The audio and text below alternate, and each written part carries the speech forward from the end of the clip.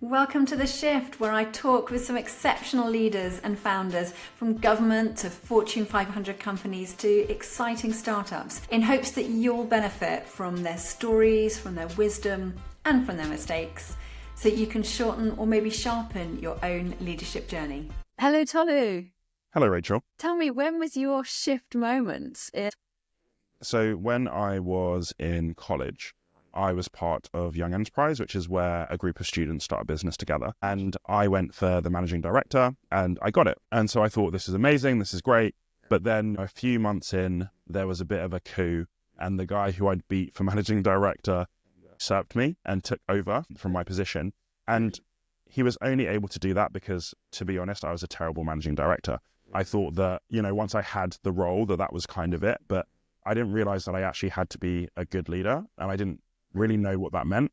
So that really sparked something for me because firstly, I had to really humble myself and start serving the guy who I'd first beat, but he's now beat me. And that was interesting enough by itself. But then I also realized that, I need to grow in my leadership. And that really started a journey for me, kind of from when I was probably 17 until, ongoing now. So in terms of growing in your leadership skills, what did that mean for you within Young Enterprise? So good question. I think that first, it meant learning how to be a follower, so learning how to take someone else's lead. Because if I think back, there had been a lot of positions in life, whether through basketball or through different things, where I'm usually kind of in the front leading. So learning how to follow was really important for me. And then understanding people, because one of the things that I realized was that if everybody had voted against me continuing to be managing director, that must have meant that there were things that they were thinking, things that they were feeling that I wasn't aware of. And I think this is where emotional intelligence became really important for me, because if you're leading people and you don't understand what's going on in their heads, you're in a lot of trouble. So that was also a really big thing for me, was understanding people, being able to ask the right questions and get to know what's going on in people's heads. I respect the humility at still staying in your Young Enterprise scheme under a different leadership for a while. Thank you. I must have taught you a lot. How did you prevent yourself from backsliding? How do you maintain that ability to ask great questions and have humility and be a good follower as well as a good leader? I think practice. And we were talking about practice makes practically perfect. And I think that that's such a good way to look at it, because for me, if you don't use a skill, so I come from basketball, right? So when I'm shooting every day, my shot is really good. When I've had a month off, my shot is not so good. And it's the same with life skills. The more I practice, the more I take opportunities, the more I create opportunities, the better I become. So that's part of why I love podcasting, right? Is because you get to practice asking people questions. And someone said something to me once about, it's more important to be interested than interesting, So I practice that when I meet new people. I would much rather ask them questions about themselves, get to understand them, get to know them, than kind of talk about myself for hours. That's great. I think that there's something around asking a great question, which is just as powerful as telling a great story. 100%. Because I think if you ask a great question, you get a great story back. There are so many interesting things that people have been through, that people have experienced. And you unlocking that and getting to hear that is such a big privilege. So we talked about what was one of your shift moments, but I'd love to know as well who. I think behind every great leader, there's an even greater leader who they've followed at some point or who have influenced them. So who has influenced your shift in leadership journey along the way? When I was at Sky, I had the privilege of working for someone called Wayne Butler. And Wayne is originally South African, moved to the UK, has had some really amazing roles. So he worked at Barclays for the big diamond guy. He just knew so much about leadership and how to manage up, how to manage across, and also how to manage your team. And so he just taught me so much through my career. He managed me for probably 7 or 8 years out of my 12, 13-year career. And what did he teach you about emotional intelligence? Because that was something we were talking about earlier. Kind of people skills did he help you take on board? He's a master of understanding people's motivations and aligning them all together in the right direction for the company. So not in a selfish direction that just serves us as a team, but what's actually good for the business and how do we get everybody's motivations aligned so that people feel like it's a win-win situation. Sometimes you are going to have to sacrifice things as a team or other teams, but if you can get people to understand why we're sacrificing these things and at the end, it's going to be better for all of us. He really taught me about how to get understanding of people's motivations and align them for the greater good. And how did he teach that to you? Or was it kind of on day one, thud on the desk? No. Perfectly printed, spiral-bound notebook on here's how to play the game. How did he teach you? He was a mix of kind of conversation. So if we're going to go into a situation, he might tell me beforehand, okay, this is how this is going to go. You know, this is the conversation we're going to have. These are the questions I'm going to ask, and this is why I'm asking them. Sometimes it was kind of, it just happened in the moment, because sometimes the moment takes you by surprise. So sometimes it just happened in the moment. Then after we debrief, and he'd go, okay, why do you think this worked? Why do you think this didn't work? This is what I was trying to do. This is how we got to where we were. He was very much kind of learning as we went along. He was showing me and explaining. He was very good at explaining things and saying the why behind what he did. Not just, well, I've done it and it's successful, but why was that successful? Why did that work? Why are we doing the things that we're doing? It reminds me of the old apprenticeship model that I think is absolutely key for leadership in this day and age. Definitely. That notion of briefing before and then debriefing afterwards.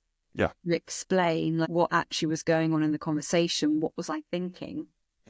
Because in apprenticeship terms, you're not only copying what they do, but to get the most out of it, if we're actually getting inside the head of whoever we are following and learning from, to understand what their decision-making process was. Because I think that gives you so many more options than just copying rote, if that makes sense. Because if I understand, okay, when I'm thinking this or feeling this, these are my options, and this is why I would do one versus the other, I can make decisions based on situations that I don't know.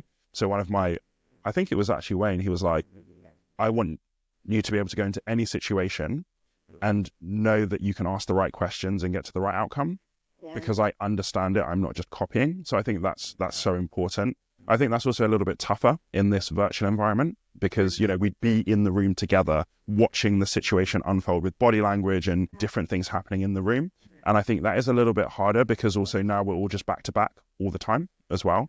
So you don't often have those natural moments after the meeting. You know, when you're walking back from the meeting room to your desk, that's a moment of conversation. And now we just kind of jump off the Zoom or the Teams meeting, and we don't have some of those moments. And in terms of him apprenticing you, you following him, learning from him, did he create opportunities where you were actually presenting, or was it just sit by my side?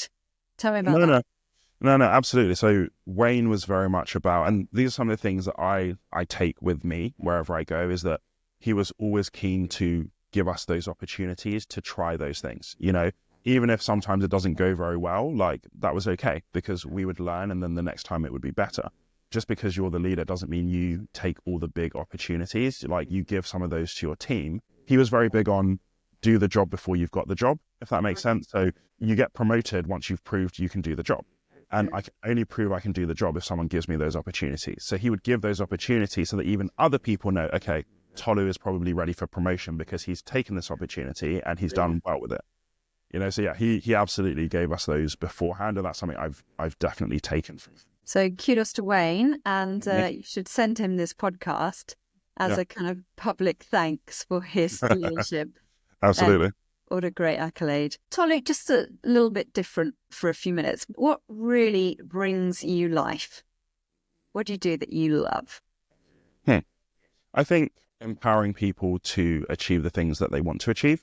So whether at work, because part of the way that I approach my job as a data person is that my job is to help make the business better, right? So there are things that I might understand or that I might know that the business might not understand about data. So my job as a data person is to make that as easy as possible for them to access and for them to feel like they can take that and run with it. So I think for me, just empowering people to do whatever it is that they feel like they're meant to do is really important for me. And what Tolu does not know about data is not worth knowing. I wouldn't go that far. Absolutely. Yeah, I think you've got a great natural ability to help people help themselves, but you don't leave people sinking in the swimming No. pool. It's not push you swim. You've got a great ability to provide support as well. What else then outside of work when you're not empowering people and helping the business, working for Data Literacy Academy and lots of other things? I think basketball, to be honest. So my brain is always kind of going, and I think basketball is the one place where my brain doesn't run. All I'm thinking about is putting the ball in the basket. And even if I just go and shoot around by myself, like, it just gives me a clear headspace to not think anything. And that's something that gives me quite a lot of energy too. Great. And in terms of basketball and kind of bringing it back to leadership, what did it teach you? Because I know that you spent a whole year out, didn't you, in Milwaukee playing basketball with some now probably like top NBA players. What did it teach you about leadership and work ethic? Just like absolutely everything in a weird way, because I got to go to a really good basketball school. And like you said, like some of the people that have come from that school are amazing basketball players. It taught me so much about there are levels to hard work, because I thought I knew how to work hard. But, you know, when I got there, they were like, this will be hard work like you've never seen it before. We train, 8 hours a day, 6 days a week. And that for me was just so new. And just being in some of those moments really taught me about how to be a professional and what's actually required to play at the top level, and just realizing that I can do it. In England, in basketball terms, like, I could do most things, I could play on most teams. But in America, I wasn't even average, and that taught me so much about being okay with not being so good and the work that it takes to be really good. Yeah, we watched a great film over Christmas called Rudy. I don't know if you've ever seen it. It's not basketball, but it did definitely show there's no ends that you can go to if something is a dream and you want to achieve it. I like that about the work ethic. Is there a danger at the other end that we can become workaholic with such a work ethic? I know for myself it's featured in my life at times, certainly when I was younger. How do you, and I think we've talked about this before, haven't we, with a history of like a father who was a massive hard worker. How do you balance that so that you don't burn out or work too much to the detriment of those loved ones around you? I think it's such an interesting question, because I think there are so many different facets to it. So I think one of them is kind of, what is the goal that you want to achieve, right? So if I wanted to be an NBA player, like, you have to do the work to be an NBA player, right? So there's an element of, sometimes you have to work really, really hard at something, and then later you don't have to work as hard because you've got what it is that you want. But I think that there's an element of, am I in alignment also with my family, right? So if I'm married to someone who doesn't want me to be an NBA player, it's going to be really hard for me to be an NBA player, right? Like, you have to be in alignment, and you have to understand what's important to your family. They have to understand what's important to you and find that balance. But I also think that one of the things about working hard is that it's important to work hard at the right things, because I feel like when you work hard at the right things, you generally get the right results, and that helps even in terms of balance as well. Because I think if you're just working every hour under the sun, but you're not really making progress, you're kind of wasting your time. That gets frustrating. That for me is probably where more burnout comes. Because if I think back to basketball, I don't think I ever burnt out playing basketball, if that makes sense. Like, I worked really hard when I came back from America, but I also learned how to work smart along with hard. So I really improved and things were happening. But I think that sometimes we work on the wrong things really, really hard. And I think that for me is a big part of burnout, but also just understanding yourself and knowing how to make sure you're getting rest and recovery. So I'm not going to train 12 hours a day. I might train 6 hours a day or 7 hours a day and rest the rest. So understanding what that looks like for you, I think, is really, really important. How easy do you find it to say no? Depends on what to. The wrong things. You're talking about prioritizing the right things. Yes. To not I think I'm getting better, because I think probably also as you get older, you realize like you have less and less time, if that makes sense. So do I want to spend time doing things that don't take me anywhere? No, not really. So I think I'm getting better at saying no. So when all is said and done, and you got to the end of a working week or the end of a working day, what brings you back to life? What recharges you? I think that's a good question. I think it depends, because I don't know if I often end the week feeling really drained, if that makes sense. Because I think if you're doing the things that give you life throughout the week, then also I'm not like desperate for the weekend. Okay, but often it's a meal with some good friends or activity. You talked about shooting basket when you get back from work. Often it's the activity or the idea sharing or the gaining energy from connecting with others that can truly bring us fully back to life. That was a big realization for me, is that reading a book helps me. It doesn't take me all the way there. So one of the benefits of being a coach is that I have access to lots of coaches in my network, one of whom asked me just before Christmas, Rach, what is it that you most love to be doing in life, and who would you most love to be doing it with? So I'm going to ask you that same question. Wow. I think, who would I like to be doing stuff with? I think that I just like good people. And by good people, what I mean is people that want to get better, right? So for me, I don't mind if you suck at something, right? Don't care, because everybody sucks at some point. But the important thing is, do you want to grow and do you want to get better? So I think whatever it is that I want to do, I just want to do it with good people that want to grow and get better and be good. And in terms of what would I do, I think I like building stuff, if that makes sense. So helping people to build things would be really, really cool. So maybe more of like a kind of like a consultative role where you get to meet lots of different types of people. You get to help lots of different types of people to build things, I think would be quite cool. And then something that's quite new actually that I've been thinking about is I would love to get into like developing property. So like, taking an old rundown place or like an empty lot and building something there, because I think that would also be amazing to like drive by like lots of things that you've built. I think would just be, it'd be amazing. Amazing. So you'd love to like practically use your hands as well as your ability to learn new skills and take that on board quite quickly. And build things that you can see the results. Maybe not my hands, because my father-in-law's a plumber and he calls me computer hands. So maybe not my personal hands, because I'm terrible at that stuff. But whether it's like financing it or getting involved in designing, and I would do some labouring, but I'm just not very good. And you can crunch all the data while you do that. Exactly. On my computer with my computer hands. Sounds like a great dream. So you love jamming with people who also love to learn and have a thirst for life. And you also like exchanging ideas as well, do you? Yes. Yeah, I think that's a big part of building things. Do you sit in a dark room and try and figure things out yourself and then come to other people and say, ta-da, here's my big idea, it's all thought through? Or do you prefer to come with a half-baked idea and throw it around with other people to get maybe a better outcome? Definitely the latter, but I would say it might even be like a quarter-baked idea or a 10th-baked idea. Because I think that for me, a lot of stuff comes in the moment. So just having the conversation sparks things. I think if I just sat in a dark room, I could probably think of some of the stuff, but I think having other people to bounce off of and build with, I think is a much better option for me. Have you always known that about yourself? I think I've always been part of teams, is what I'd probably say. So like basketball is a team sport.